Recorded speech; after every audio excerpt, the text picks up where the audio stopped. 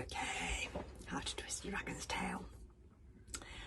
Gobber has just said in chapter 1, the main business of the herding will be performed by you on your riding dragons, who are about to meet riding dragons for the first time in this series.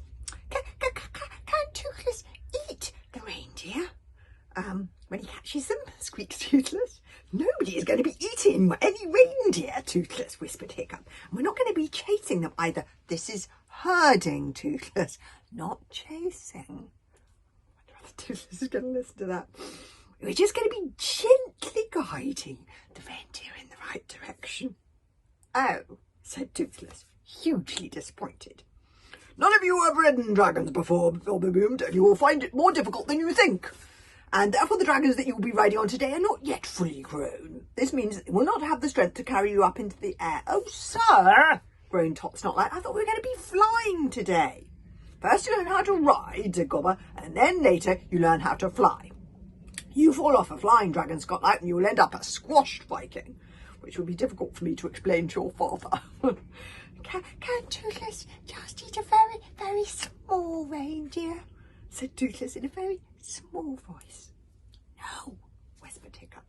So on our riding dragons we will approach the reindeer quietly, no farting, dog's breath, and we will carefully surround the herd and see whether we can guide it back towards Hooligan Village.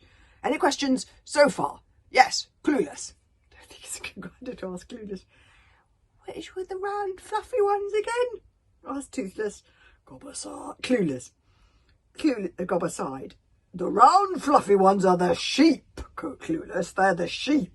Reindeer are the ones with the pointy antlers. Now, you will find the riding dragons rather a lively ride. They are just over here. But where are the riding dragons? Asked Gobber in exasperation. They were supposed to be following us.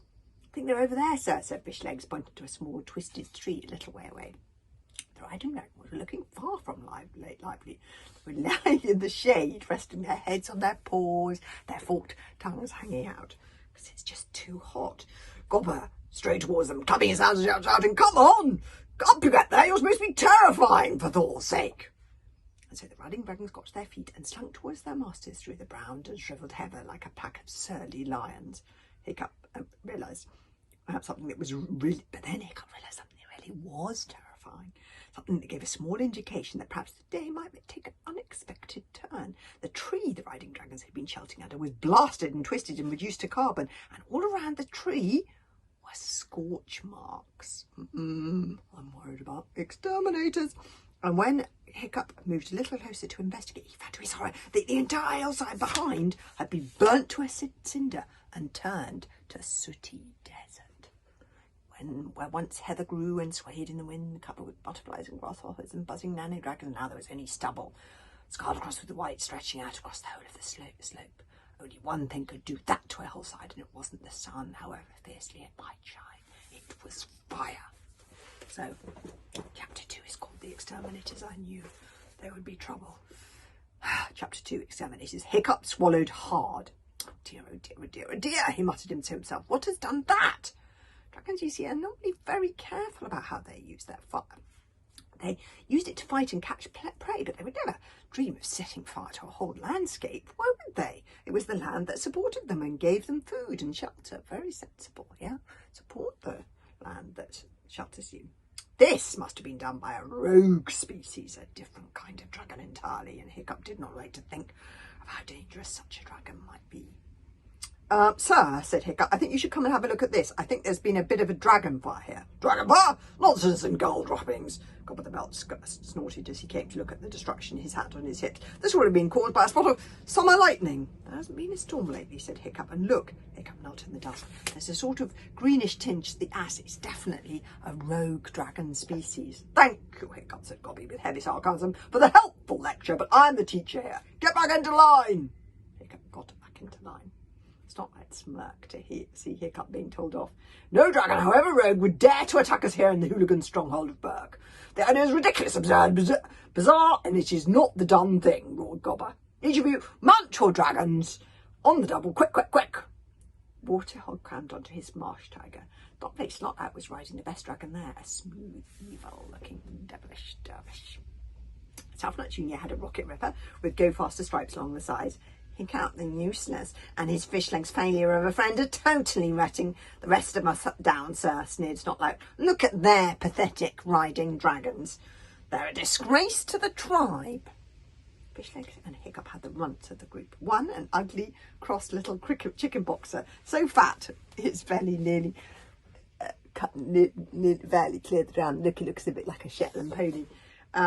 The other, a nervous windwalker. Oh, I love the windwalker, with a wild look in its eye and a pronounced limp.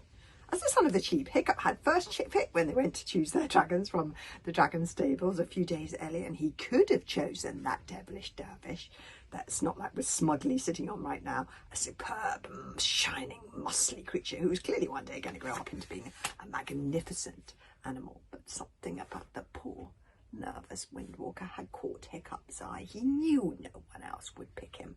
And suddenly he had the feeling that something awful had happened to the anxious creature, lolloping crookedly in front of him. His legs bore the mark of having recently been in manacles.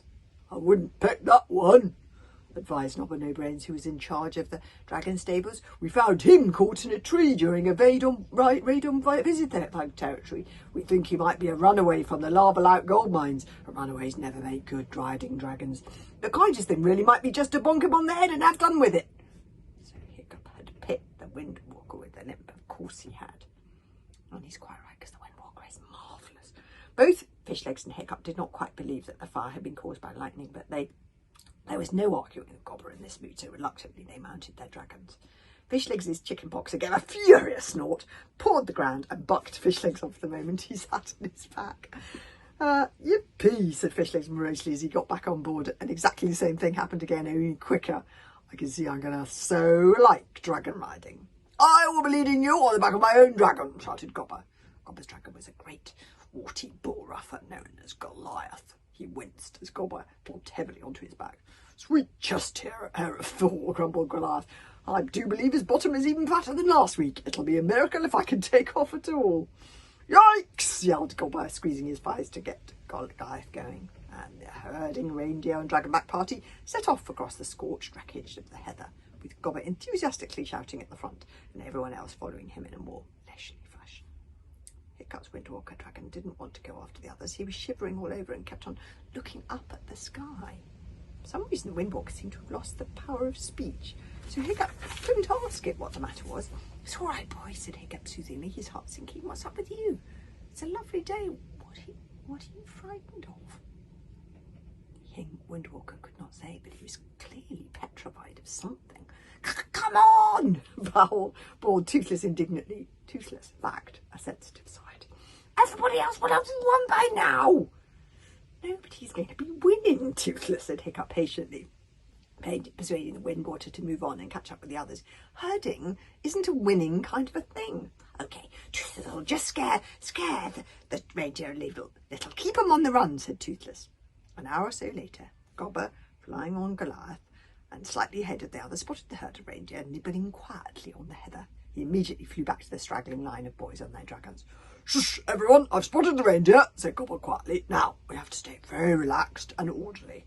We don't want to alarm them and split up the herd. Call your hunting dragons to heel, Hiccup in particular. I want you to keep good control of Toothless. We don't want a repeat of the sheep in the toilets incident. No, sir, Toothless, did you hear that? Whispered Hiccup sternly. You're going to stay very calm, aren't you? Toothless shuffled round Hiccup at the shoulders and looked deeply and solemnly into Hiccup's eyes. He nodded eagerly. Oh, yes. Toothless, keep very calm. Yes. Oh, yes.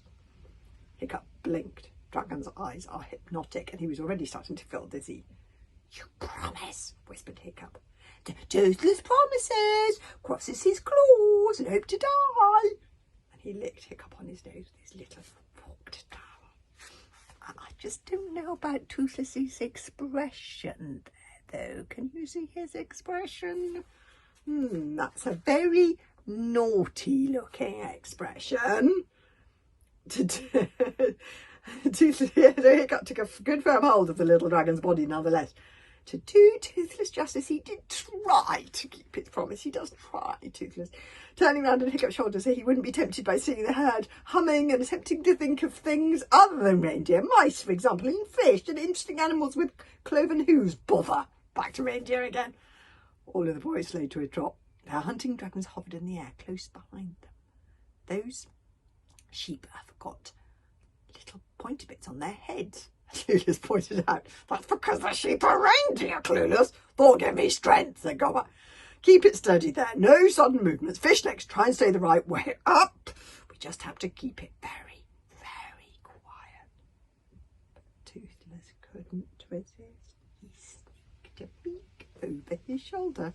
There with the reindeer, so large, so fat, so fascinating. Standing there so dopily. What would happen if he just stirred them up a bit?